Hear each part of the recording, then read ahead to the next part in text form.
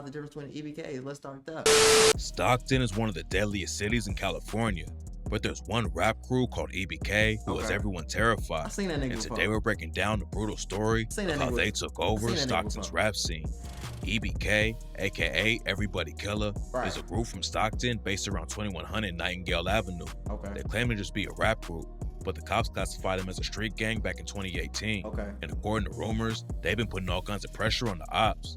In 2019, 2 EBK affiliates allegedly slid into op territory and caught a dude named Ronald Celestine and left him dead in the street. I ain't gonna lie, niggas be old as hell in the streets, bro. At some point, you gotta do something different with your life. You just can't still be in the streets and you goddamn 40, 45, 50, you pushing your kids to be in the streets. You trying to like still not like, come on. That's like trying to be in the army or some shit. Same shit. You going to war, nigga. That's not, no. It's not clear why they wanted Ronald dead, but EBK wasn't finished with him yet. 4 days later, Ronald's family hosted a memorial and candlelight vigil for him. While his family was hosting the vigil in the parking lot of a strip mall, the same EBK affiliates allegedly rolled through and started letting off shots. They hit 5 people during the shooting, and Ronald's cousin Benny Lott was tragically killed. Benny was a 34-year-old dude who didn't have anything to do with the streets. He was just there to pay respects to his cousin, but then he got caught up in the beef and unfortunately didn't make it out alive. EBK was allegedly going on a shooting spree and trying to catch as many ops as possible. Just 2 days after the memorial shooting, they allegedly slid back into North Stockton and hit up 2 more dudes in the street. EBK is based on the south side, but their biggest ops are 44G and NGSC in the north. EBK was allegedly putting in a lot of work in the trenches, but it didn't take. Why is it like that in damn near, like, not every city, but in a lot of cities, why is it like that? Why is the east side just hate the west side, the south side hate the north side? Like, why does it be sides?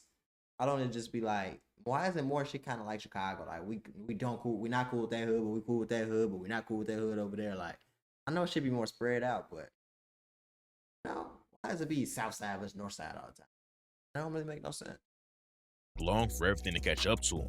You can't crash out that much without getting a lot of heat from the cops. And in 2019, the Stockton police opened up an investigation into EBK and ended up booking 9 affiliates.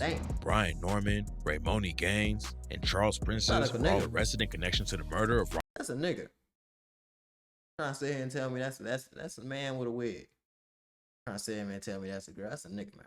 Ronald Celestine and the other 6 EBK members went down for drugs, robbery, and other crimes. Rap fans didn't start paying attention to the beef until after EBK started blowing up in the industry though. The first rapper in the area who really popped off was young Slo-Be.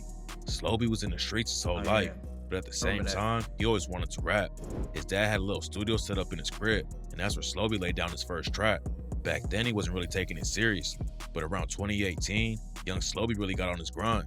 Not before long, his name was popping in Stockton. Then Slo-Be leveled up his career when he linked up with a rapper from Sacramento named Briss. Briss came up in the trenches too, but he was trying to leave all the street drama behind and make it in the industry after one of his best friends had just gotten killed. Briss linked up with his cousin Mac J, who'd already been rapping for a while, and it didn't take long for Briss to build a buzz with fans on the West Coast. Young Slo-Be and Briss hitting the studio together was a huge win for the both of them, but unfortunately, they didn't get to enjoy the success for very long. Briss had issues with another Sacramento rapper named Uzi Marcus. According to rumors, Briss was dating Uzi's baby mama back in the day, but he cheated on her, so she hooked up with Uzi to get back at him. Uzi aired the beef out publicly on the track 42K and rapped, "Keep it real, you niggas ain't killed a fly, and if it's money on my head, why the fuck I'm still alive? You niggas ain't popping shit, they really just talking. Where they at? I'm right here on 42nd with the stick. Lil Briss, he up, and Lil Danny, he up. Keep playing. I'll be outside your granny's with the switch."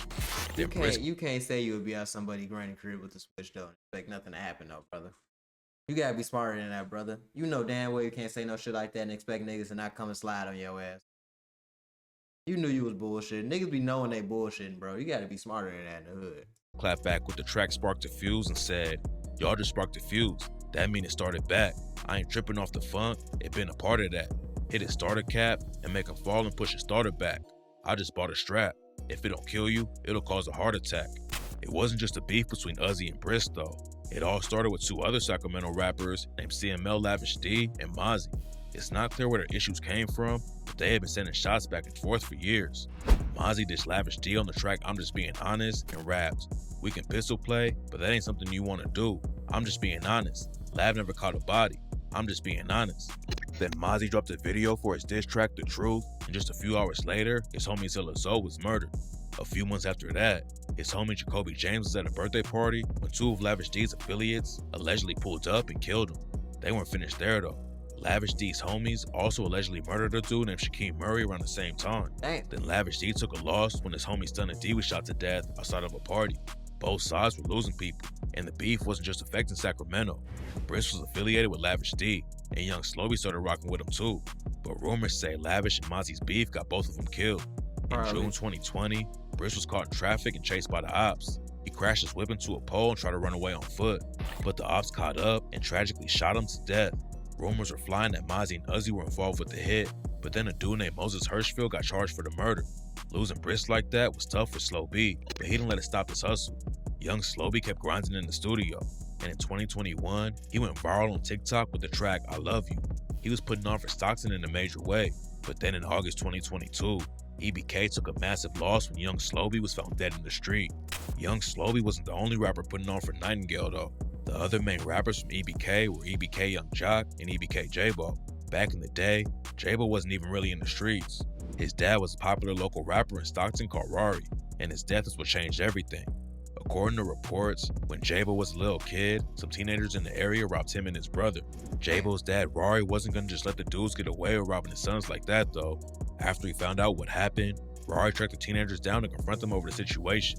It's not clear exactly how it went down, but at some point the teenagers pulled out a gun and tragically killed Rari. That's why it's best just to not be in the hood, man. That's why it's best just to not even be affiliated with that shit, not go back. There's no reason to be around, bro. Cause there ain't no way that these is teenagers. It's really the teenagers that's doing most of the shootings and shit. You go to most of these cities, a teen with a switch. 12, 13-year-old with a switch. He don't give a damn about none of that shit. He finna kill everybody in it. He just got to just have it. Rari spent time in prison and had just finished 7 years of probation 2 days before he died. Rari was a real street dude who was trying to make a name for himself in the industry and help out his community. Rari's come up was crazy too. Back in the 90s, his aunt was murdered. Then while Rari was heavy in the streets, his best friend got killed in a drive-by shooting. Then Rari's old dad was locked up in 2005 for beating a woman to death with a baseball bat. Oh man. Rari's death had a big impact on J-Bo, and not before long, J-Bo hopped off the porch and started stealing cars. J-Bo told No Jumper that the first time he stole a whip, he drove it straight to school and ended up getting caught the next day. His mom used to actually work at the local juvie, but by the time J-Bo started getting locked up, she'd already retired. J-Bo hopped off the porch early, and he started taking shots at the ops in the booth too. One of EBK's closest ops is a set called Trap Mob, aka Flyboys, and J-Bo aired him out on tracks like The Apocalypse when he rapped, "Up it on the biggest nigga moving, I'm a Glock lifter, a shot sender, and I'm spanking any mob member. And, hey brother, get up on that hoe and I'ma knock sister. Fuck the mob, I told you I'll keep my name out your cock lickers." Another one of EBK's hottest rappers was a dude named EBK Young Jock. Jock's older brother Hari B was in the crew too, but he got caught up in a case that split the whole gang apart. According to rumors, Hari got booked for selling weed and allegedly told on EBK Osama and got him locked up. It's not clear what really went down or if he ever even snitched, but the rumors are flying like crazy, and it made EBK Young Jock split off and form his own EBK crew that stands for Every Brother Counts instead of Everybody Killer. J-Bo even took a shot at Hari B after it all went down and rapped, "Hari turned rat, he couldn't take the heat. They told that nigga 20 years, he started eating cheese." J-Bo was popping off in— You know what's crazy? Can we do something as a community? Can we stop trying to act like a lot more like...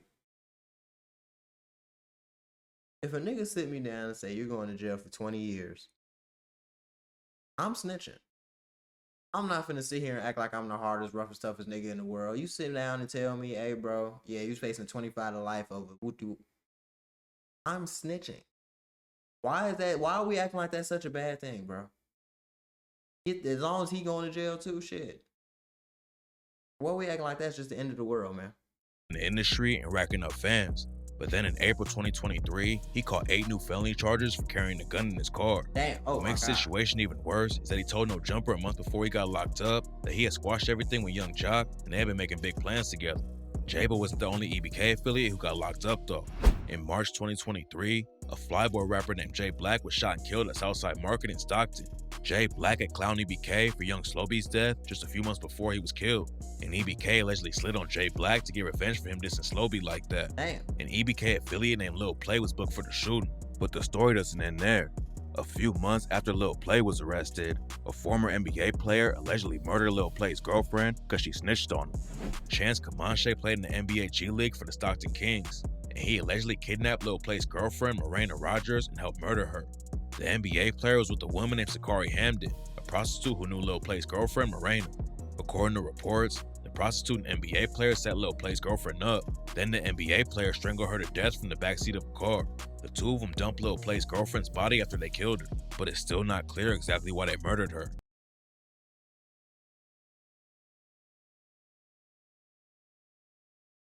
That's kind of fucking weird. Y'all don't think that's kind of freaking weird? I think that's weird. That's what you call that weird shit. This is too, it was already, you know, street shit bad already, but this just took a way wilder left turn than I thought we hit. That's not what was up. Hell no. Fuck no.